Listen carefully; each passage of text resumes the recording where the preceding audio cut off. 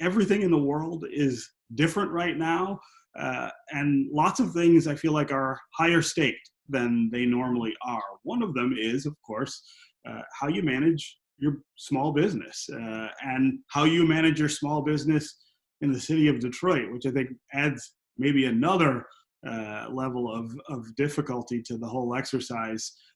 You do this every year. Talk about how this year is different. I feel almost silly even saying that everything is different, but talk Yeah, about it the is. ways in which this won't be like any other conference you've had. Well, first of all, thanks for having me and appreciate the opportunity.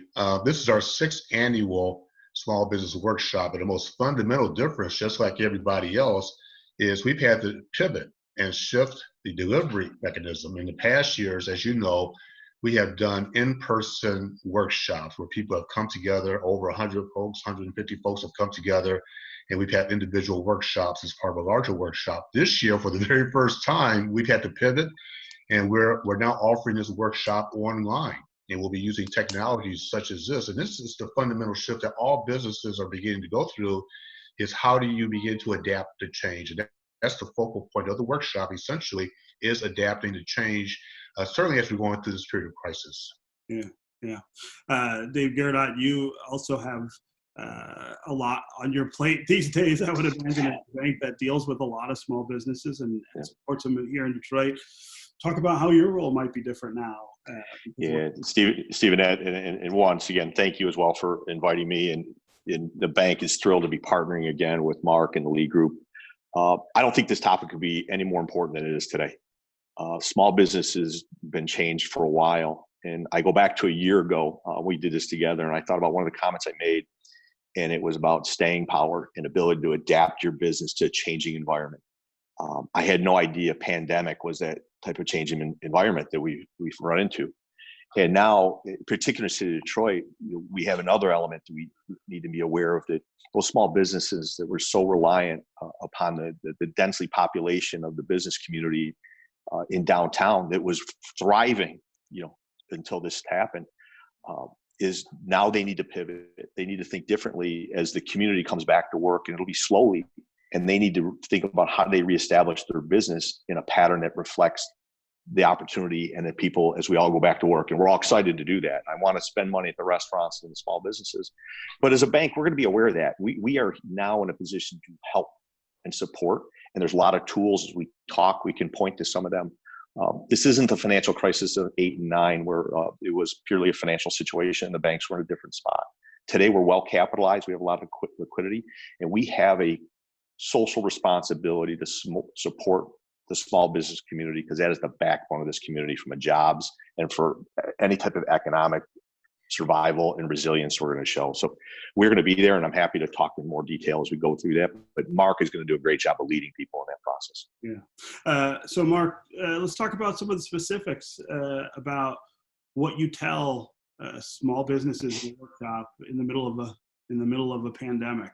You and I have had a conversation before about planning and preparedness and all of the things that you talk about all the time.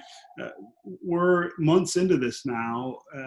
What's the advice that small businesses need to get back out into the world as this ends? Yeah, that's a great question. And by the way, thank you to Fifth Third Bank for their continued support.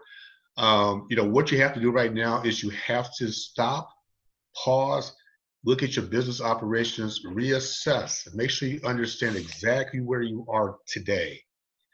As if you understand exactly where you are and you want to think about the future, you're going to understand what your potential gaps might be. We started this conversation today, for example, saying we had to pivot this workshop. We put things on hold for about 4 to 6 weeks. We usually hold the workshop in the month of May during Small Business Week, and always the first week of May. But we did exactly what I just suggested. We paused, we stopped. We did our self-assessment. We identified the gaps, and we came up with an alternative plan. It's exactly what I would recommend to business owners and entrepreneurs right now, is to make sure you take time, pause, and do just that.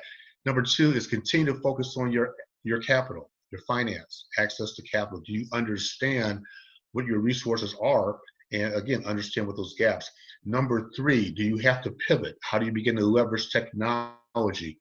How do you continue to use that to integrate and to grow your business? And number four, as we talked before, is reach out to your customers, reach out to your clients and your business partners and reassure them and let them know that we're all in this together. Yeah. Dave, that there's two words that jump out from what Mark was just saying at me. One is flexibility and the other is opportunity. And both of those, I think, come together in the space of what role a bank might play in all of this. Talk about how flexible Fifth Third can be for businesses who might have to rethink everything, and then talk about what kinds of opportunities might exist for businesses who are struggling to get support from the bank to maybe go in an entirely new direction. Yeah, great question. One, I think we took great pride in what we did around small business and our consumers about creating a kinder, gentler institution and looking their situations, understanding business models were shutting down, creating payment deferments, creating a window of opportunity for the business owner, 60, 90 days. So, what I encourage everyone to do is if you've had challenges and you have not had conversations with your bank or your banker, you have to communicate. Don't wait to give bad news. We want to hear, and I don't want to say bad news, we just want to hear what the challenges are, because then as we want to turn that into is what becomes the new opportunities. The best small businesses, the one things they have that are available to them is their ability to change strategy and direction. They're not a $150 billion organization that can't pivot. They can do it quickly. They're entrepreneurial.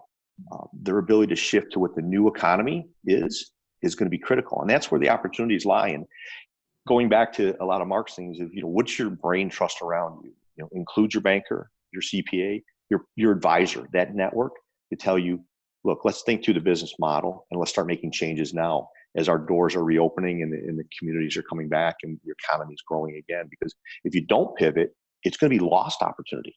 And I think you'll find, Stephen, there will be some real net gainers in this process. And those are the people, this is where the entrepreneurial spirit shows in this country and shows in the metropolitan Detroit, because they're going to be ready to go with new ideas. Mark, I wonder, you spend a lot of time working, of course, with small businesses all the time. Give us an assessment of what you are expecting, how optimistic maybe you are, or how fearful you are about, Dave mentioned the momentum that we had built up before all this happened. And it, was in downtown Detroit, but it was also all throughout the city. You could feel things moving in a positive direction.